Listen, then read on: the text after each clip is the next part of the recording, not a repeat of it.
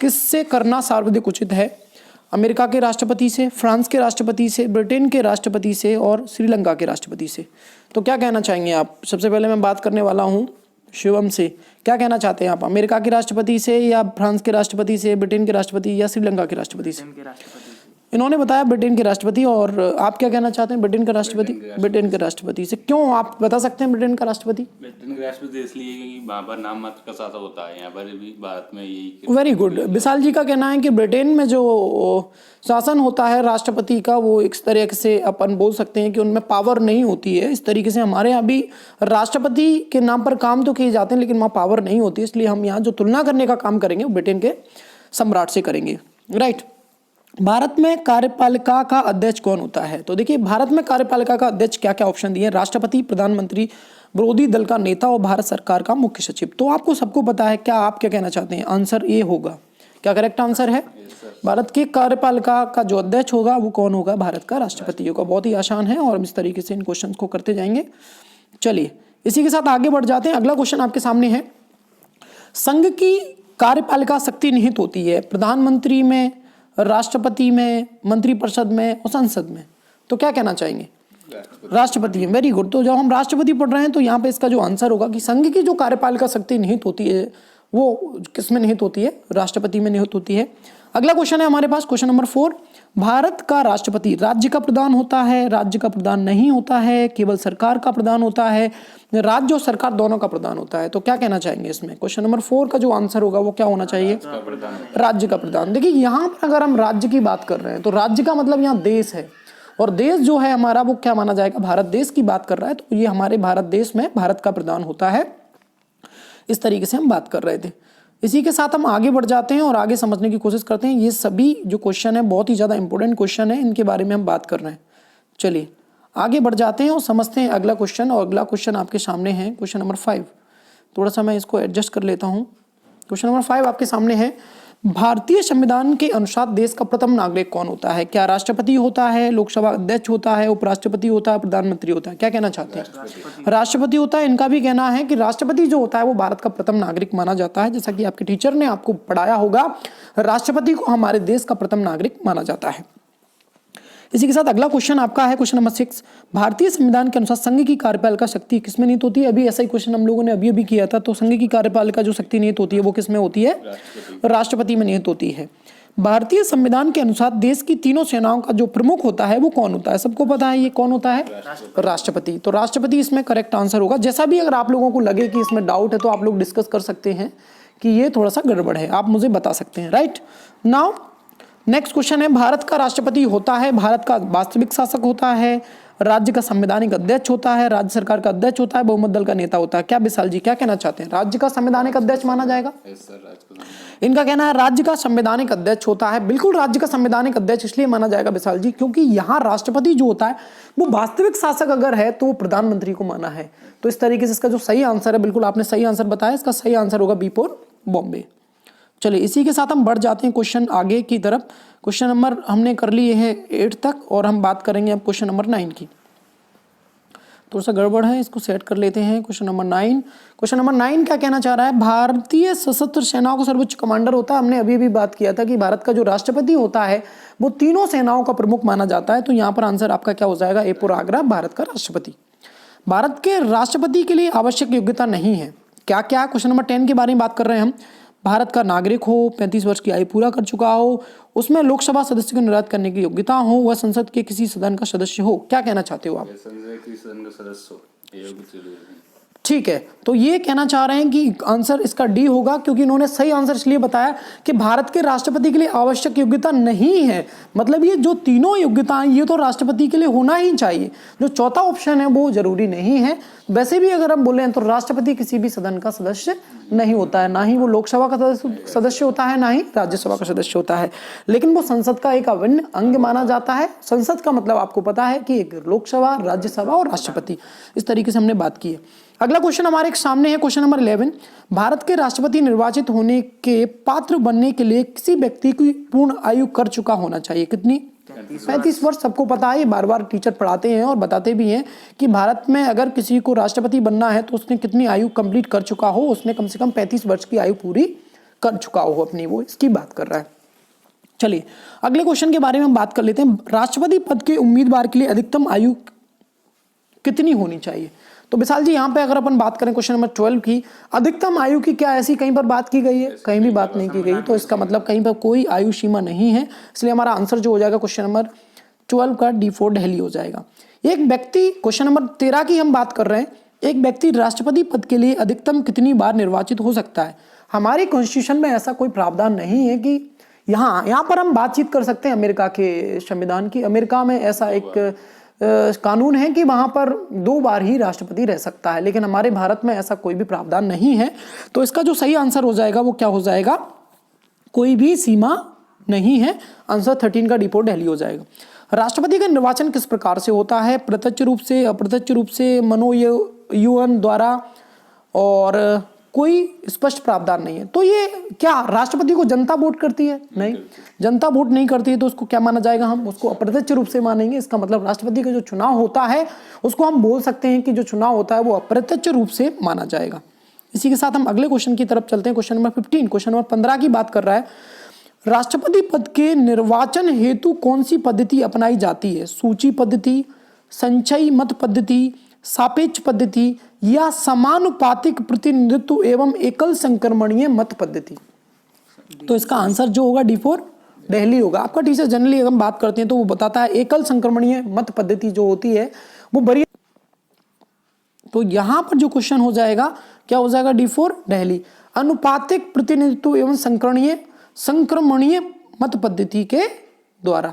यहां तक क्लियर हो गया? अगर यहां तक क्लियर हो गया तो हम आगे बढ़ जाते हैं और आगे समझते हैं कि, चलिए अगला क्वेश्चन करते हैं। और अगला क्वेश्चन आपके सामने है क्वेश्चन नंबर 16।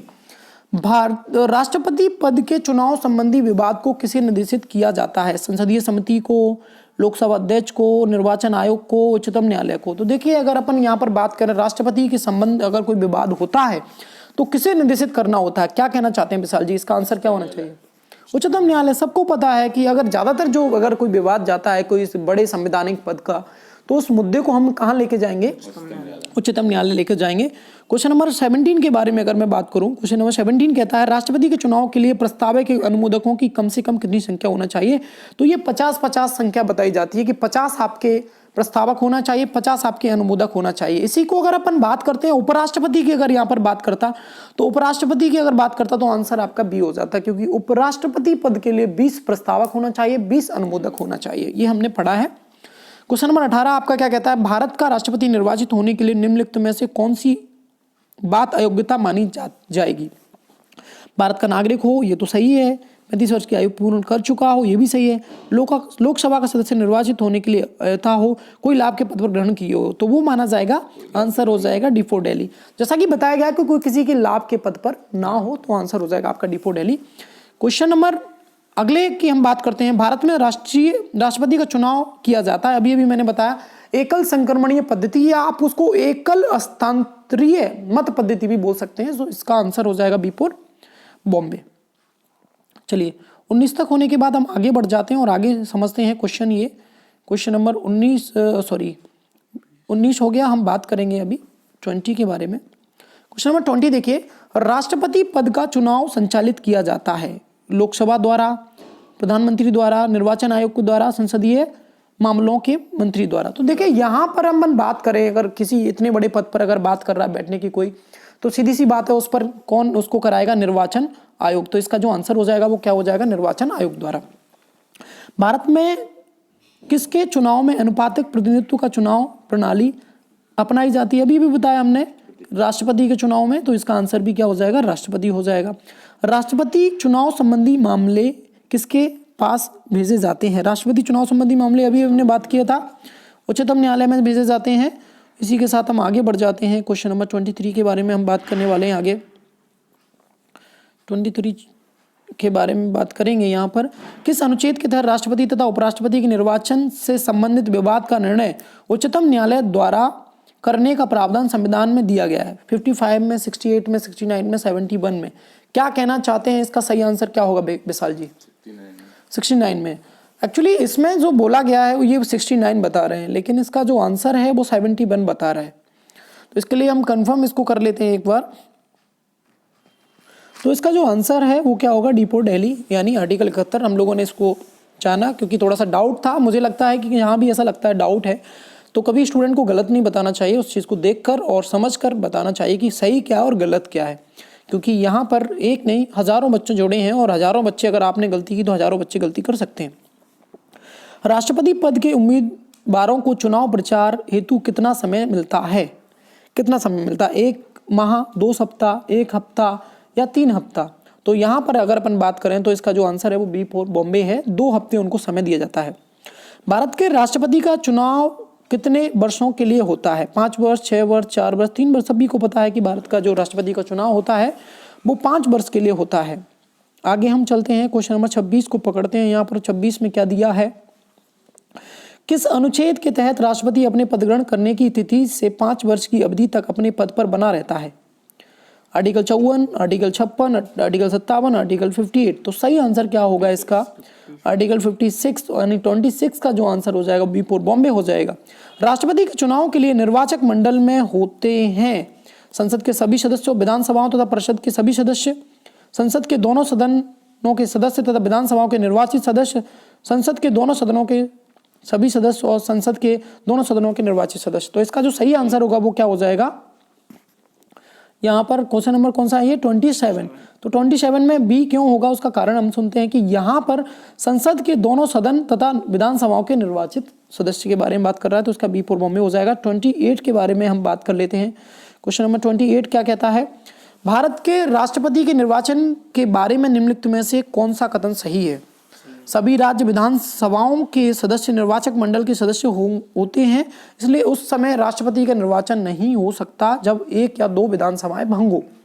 लेकिन ऐसा नहीं बोल रहा है, आपको स्टेटमेंट को देखना पड़ेगा कौन सा कथन सही नहीं है। संसद के दोनों सदनों के सदस्यों का मत मूल्य सभी राज्य विधानसभाओं के मत मूल्य के कहीं भी अधिक हो सकता है, बिल्कुल कुछ भी हो सकता है। कोई उम्मीदवार यदि मतों का बहुमत प्राप्त कर लेता है तो वह स्वतः ही निर्वाचित नहीं हो जाता है। इतनी इसका अगर अपन देखेंगे स्टेटमेंट के अकॉर्डिंग तो इसका आंसर हो जाएगा आपका क्या, सी आंसर हो जाएगा 28 क्वेश्चन का। ठीक है, 28 क्वेश्चन का और एक बार अपन और देख लेते हैं। राष्ट्रपति के निर्वाचन संबंध में यदि कोई विवाद हो तो वह सर्वोच्च न्यायालय के क्षेत्राधिकार में नहीं आता है, लेकिन आता है। तो यहाँ थोड़ा सा गड़बड़ है। क्वेश्चन नंबर 28 में हम चेक कर लेते हैं, भारत के राष्ट्रपति निर्वाचन के बारे में कौन सा कथन सही नहीं है। तो यहाँ पर इसका सी भी नहीं, कोई उम्मीदवार यदि मत मूल्य का बहुमत, ये भी थोड़ा सा स्टेटमेंट है। राष्ट्रपति के निर्वाचन के संबंध में यदि कोई विवाद हो तो वह सर्वोच्च न्यायालय का क्षेत्राधिकार में नहीं आता है, लेकिन आता है। यहाँ 28 का जो आंसर दिया है वो क्या दिया है, D4 दिल्ली दिया है। तो हम इसको मान लेते हैं, इन्होंने भी D4 दिल्ली दिया है, तो थोड़ा सा करेक्शन कर लें, इसका D4 दिल्ली आंसर होगा। क्वेश्चन नंबर यहाँ पर देखते हैं 29 के बारे में, भारत के राष्ट्रपति को उसके पद से हटाया जा सकता है भारत के प्रधानमंत्री द्वारा, लोकसभा के द्वारा, भारत के मुख्य न्यायाधीश द्वारा, संसद द्वारा। तो यहाँ पर संसद में आपको जैसा पता है कि महाभियोग लाया जाएगा, महाभियोग लाकर उसको हटाया जा सकता है। क्वेश्चन नंबर 30, भारत के राष्ट्रपति को पद से हटाने की प्रक्रिया, संसद के द्वारा अविश्वास प्रस्ताव का प्रस्ताव, मंत्रिपरिषद का राष्ट्रपति को हटाने संबंधी प्रस्ताव, सर्वोच्च न्यायालय का निर्देश, संसद द्वारा महाभियोग। तो आंसर आपका क्या होना चाहिए, संसद द्वारा महाभियोग। क्वेश्चन नंबर हम बात कर रहे हैं अगले क्वेश्चन के बारे में। क्वेश्चन नंबर 31, संविधान के उल्लंघन के लिए राष्ट्रपति के विरुद्ध अभियोग कार्यवाही किसमें शुरू की जाती है। संसद के किसी भी सदन में ला जा सकती है। तो आंसर इसका क्या होना चाहिए, सी आना चाहिए। क्वेश्चन नंबर 32, राष्ट्रपति को हटाया जा सकता है महाभियोग द्वारा, बार बार आपने पढ़ा होगा, राष्ट्रपति को हटाया जा सकता है महाभियोग द्वारा। क्वेश्चन नंबर 33, राष्ट्रपति पर महाभियोग किस आधार पर लाया जा सकता है।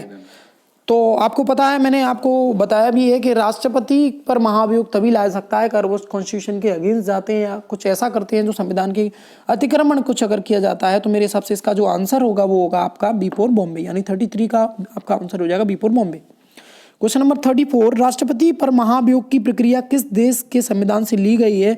तो ये आपको सीधा सा पता है कहाँ से ली गई है, अमेरिका से ली गई है। तो राष्ट्रपति पर महाभियोग की जो प्रक्रिया है वो कहाँ से ली गई है, राष्ट्रपति की अमेरिका से ली गई है।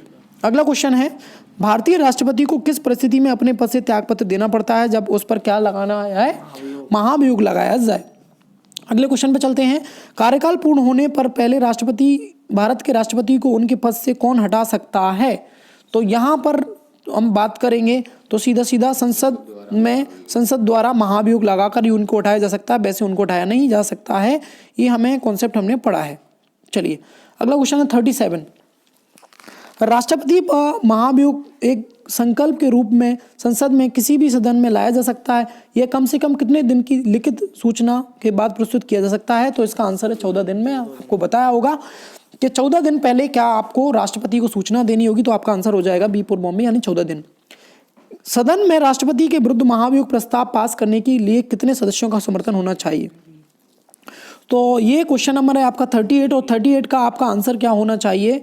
बी होना चाहिए। इनका कहना है सदन के कुल सदस्यों का कम से कम 2/3 सदस्य वहां पर उपस्थित हैं, उनमें से 2/3 सदस्यों का बहुमत अगर प्राप्त है तो वहां पर महाभियोग लाया जा सकता है। क्वेश्चन नंबर 39 की अगर अपन बात करें, भारत के राष्ट्रपति को कार्य अवधि की समाप्ति के पूर्व भी पद से हटाया जा सकता है, कैसे?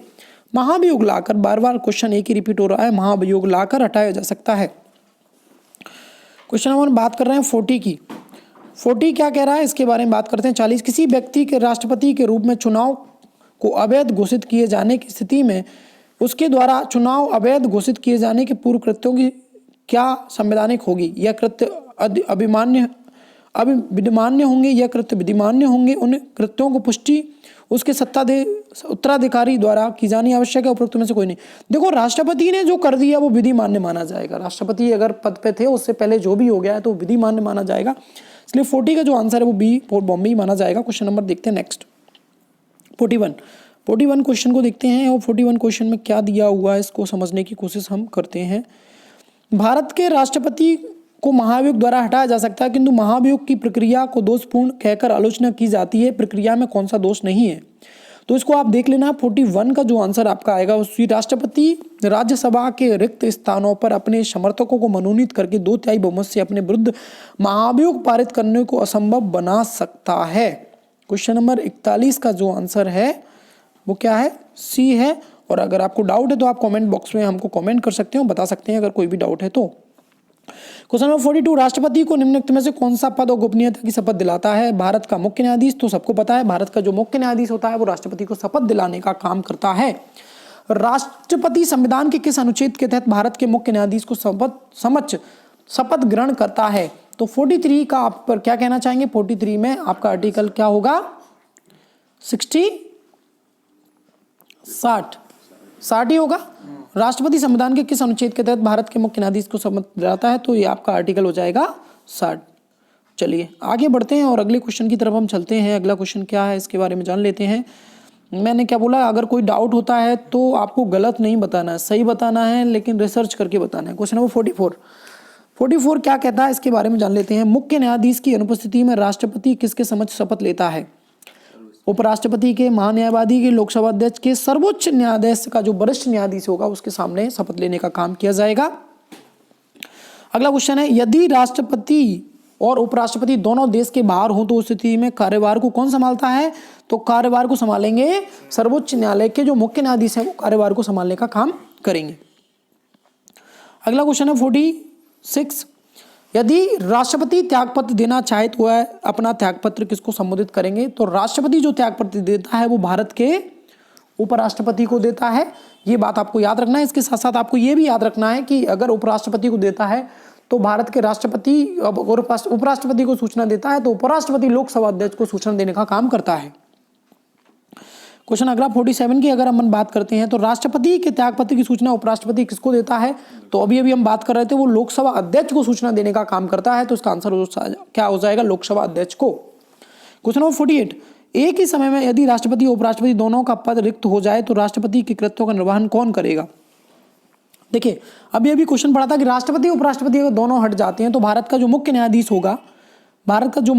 होगा वो उस पद को संभालने का काम करेगा, तो ये आपका आंसर हो जाएगा। 49 के बारे में हम बात करते हैं, यदि मृत्यु, त्यागपत्र अथवा हटाए जाने की स्थिति में भारत के राष्ट्रपति का पद रिक्त हो जाए तो उस पद का कार्यभार कौन संभालेगा? राष्ट्रपति को बनाने का इसलिए उद्देश्य होता है कि इस पदभार को संभालने का काम करें, इसलिए इसका आंसर हो जाएगा उपराष्ट्रपति। क्वेश्चन नंबर 50, जब राष्ट्रपति की मृत्यु, त्यागपत्र, पदच्युत या अन्य कारणों से अपने कर्तव्य को नहीं निभा सकता तो उपराष्ट्रपति कितने समय तक राष्ट्रपति के रूप में कार्य कर सकता है? तो ये है अधिकतम 6 माह तक वो उस पद पर रह सकता है। अधिकतम कितने समय तक रह सकता है? 6 माह तक रह सकता है। इस बात को आपको याद रखना है, 6 माह से ज़्यादा समय तक वो नहीं रह सकता है। ठीक है, तो ये बात आपको समझ में आ गई होगी। क्वेश्चन हमने यहाँ तक किए।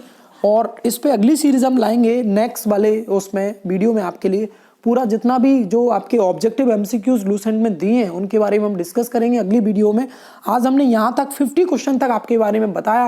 अगर आपको किसी भी क्वेश्चन में ऐसा लगता है कि डाउट है तो आप कमेंट बॉक्स में बता सकते हैं हमें कि आपको क्या डाउट है, उसके अकॉर्डिंग हम उसमें डिस्कस भी कर सकते हैं। आगे हम मिलेंगे इसी के साथ। जय हिंद, जय भारत।